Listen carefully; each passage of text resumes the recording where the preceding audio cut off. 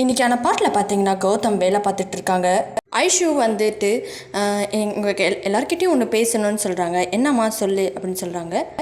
எனக்கு இந்த லைஃப்பில் வந்து உங்கள் எல்லாரையும் பிடிச்சிருக்கு, ஆனால் கௌதமை பிடிக்கல, நான் விலகிக்கலான்னு தான் பார்க்குறேன் அப்படின்னு சொல்கிறாங்க.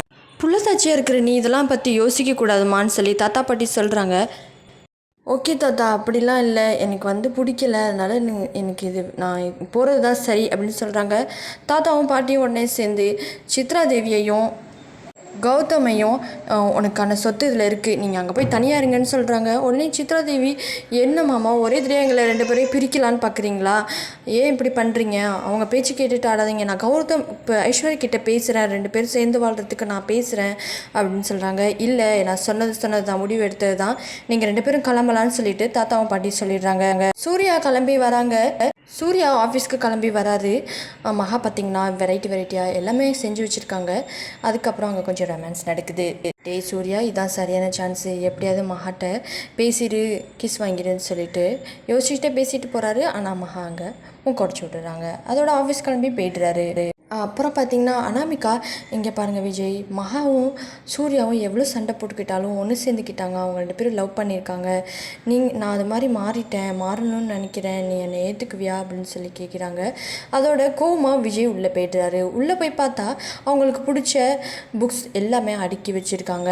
அப்புறம் பிரபா உள்ளே கூட்டிகிட்டு வந்து, எனக்கு பிடிச்சதெல்லாம் ஒரே நல்ல நீ எடுத்து வச்சுருக்கே அப்படின்னு சொல்லி கேட்குறாங்க. நான் பண்ணலை விஜய்ன்னு சொல்கிறாங்க. பொய் சொல்லாத, நீ தானே எடுத்து வச்சுருக்கேன்னு உள்ளே திறந்து பார்க்குறாங்க. அங்கே அதில் அனாமிகா நம்ம லைஃப்பை ஸ்டார்ட் பண்ணலாம் அப்படின்னு சொல்லிட்டு மறுபடியும் ஸ்டார்ட் பண்ண பார்க்குறாங்க. நான் கூட சும்மா சொல்கிறான்னு நினச்சான், உண்மையிலேயே அவள் மனசு மாறிட்டா போல இருக்கு அப்படின்னு விஜய் நினைக்கவும் பிரபாவுக்கு ரொம்ப செம்மையாக ஒரு மாதிரி இதாகிடுது. அவங்க அப்படியே ஓடிடுறாங்க. கோடீஸ்வரியும் மகாவும் வந்துட்டு பார்த்திங்கன்னா, இவள் லைஃபு நல்லா இருக்குன்னு பார்த்தா இப்படி ஆயிடுச்சுடி அப்படின்னு சொல்லிட்டு எல்லோரும் மாறி இருக்கும்னு நினச்சா மறுபடியும் முதல்லேருந்து வருது இவங்களோட லைஃப் மட்டும் அப்படின்னு சொல்லிட்டு வருத்தப்படுறாங்க. அதுக்கப்புறம் சூர்யா ஆஃபீஸ்க்கு போகிறாங்க. சூர்யா ஆஃபீஸில் எல்லாமே மாறி இருக்குது. மகாக்கு உடனே ஃபோன் பண்ணி வீடியோ கால் பண்ணி, இங்கே பாரு மகா, ஆஃபீஸே மாறி இருக்குது, எது எங்கெங்கே வைக்கணும்னு சொல்லி கேட்குறாரு. வீடியோ கால்லையே இது இங்கே வைங்கன்னு சொல்லிட்டு ஃபோன் கால்லேயே சொல்கிறாங்க.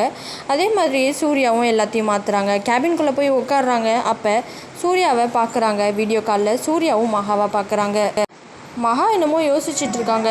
சூர்யா என்னாச்சின்னு கேட்குறாங்க.